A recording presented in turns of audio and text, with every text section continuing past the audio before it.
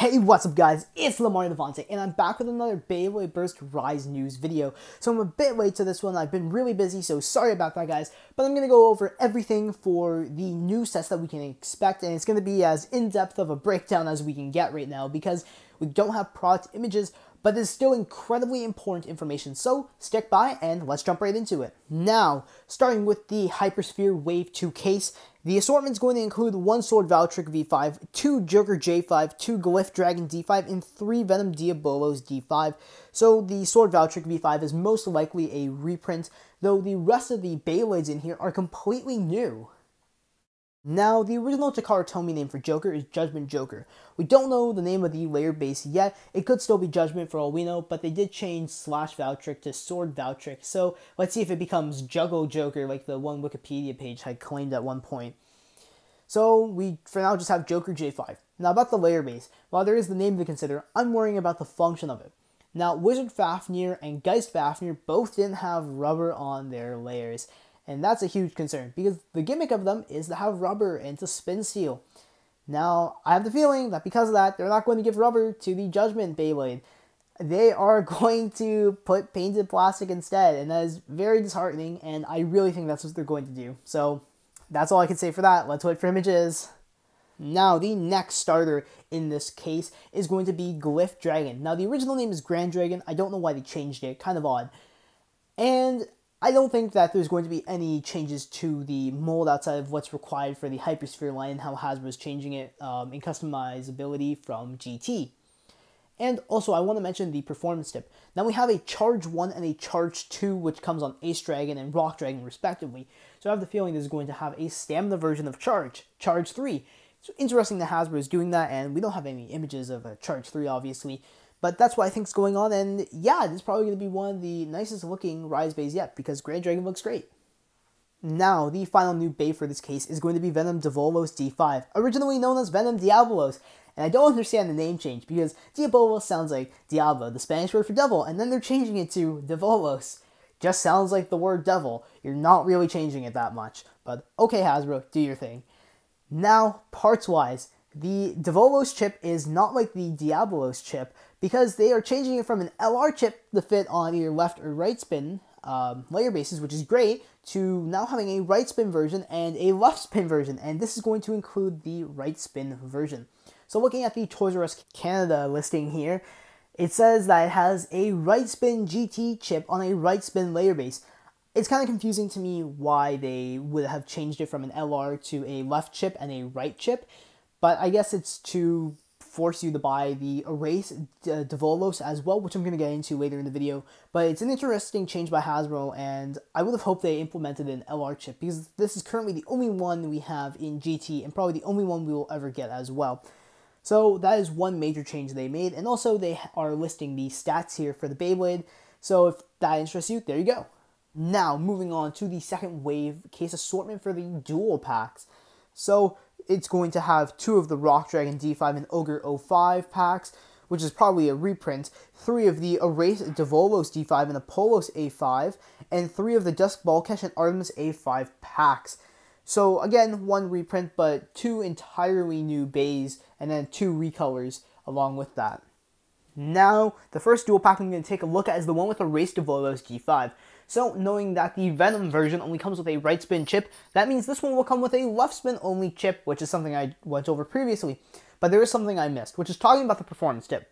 Now, as you guys may know, the Takara Tomy version of the performance tip is called Bullet, where a small Beyblade pops out the bottom.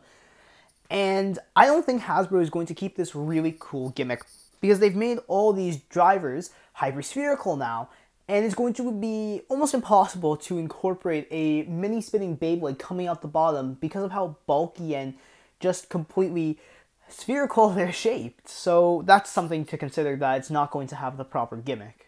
Now, the second Beyblade in this dual pack is Left Astros A5, or at least it should be the left version. And also something to mention that it is Astros and not Apollos. Apollos is the Japanese name, but this Astros Beyblade and Artemis were exclusive to the Cross Collision Battle set. So yes, it is going to be Astros, and I'm assuming it's the left spin version. I'm wondering if it's going to actually keep the ability to combine with Artemis, because again, Hasbro is making a lot of changes to it, and they already have the mold, but I'm not sure if there's going to be any revisions to that for the Beyblade Burst Rise line. So I'm hoping it is, and how it looks, we don't know, but considering that we did get the blue recolor for this in a random booster, I have the feeling Hasbro may go for a blue one, and that would look quite nice, honestly. So that's it for talking about this dual pack. And now on to the next one, which is Dusk Balkesh B5, originally known as Dread Bahamut. Now, I think this Beyblade is going to have a lot of revisions. So first off, you can see the red piece in the center, which is known as the Gen Weight. Now, this was made of a more flexible material as it provided burst resistance to the disc. And it's going to be hard for Hasbro to do this, as it would have to fuse this weight with the GT chip itself. And I'm not sure if there's a slot in the Hasbro layer bases to actually fit that little tab through it. So I think that's going to be completely eliminated. It's just going to be red in the center, which is honestly really disappointing. And then I think it's going to keep the gimmick with the armor, because again, as the Beyblade starts to get closer to bursting, the armor starts to become more circular. And this also does include a frame, which is Wall, the same one from Turbo Spryzen.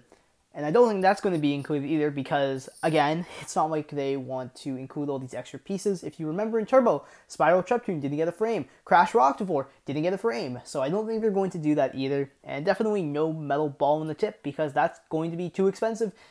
And they just want these things to fly, so they're supposed to be more lightweight. So it's going to be scary to see what they do to this one, in my opinion, because it had a lot of nice pieces and gimmicks going for it. Now, the second Beyblade in this dual pack is Right Artemis A5, originally known as Right Artemis, so it's keeping the same name as we know because of the Cross Collision battle set. Again, what pieces is this going to have? We have no idea, probably just some random things slapped on it because you can't really make a proper combo for it. And what is the color going to be? I think it's going to be red because again, this was also in the same random booster as the Blue Apollos. So that's all we know for this Beyblade here.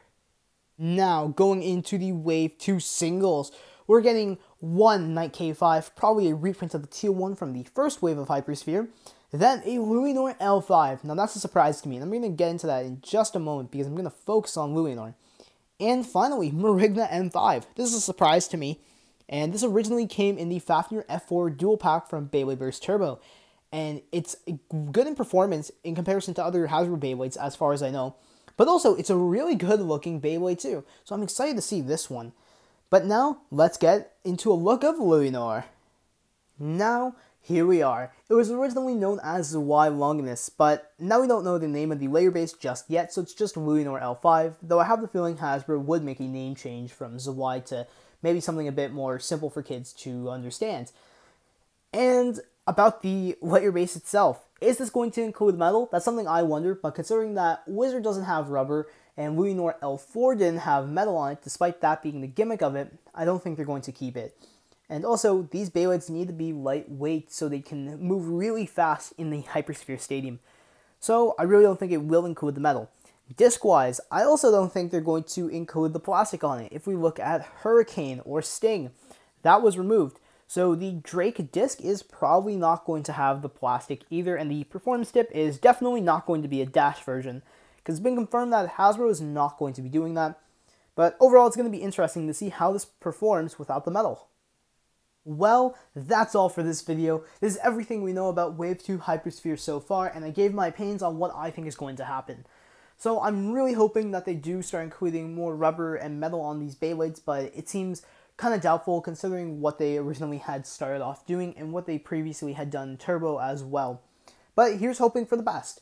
So anyways, thank you guys so much for watching. If you guys like this video, leave a like. If you want to be updated for all my Beyblade and Bakugan content, hit the subscribe button down below. Thanks so much for watching, and remember to blade on!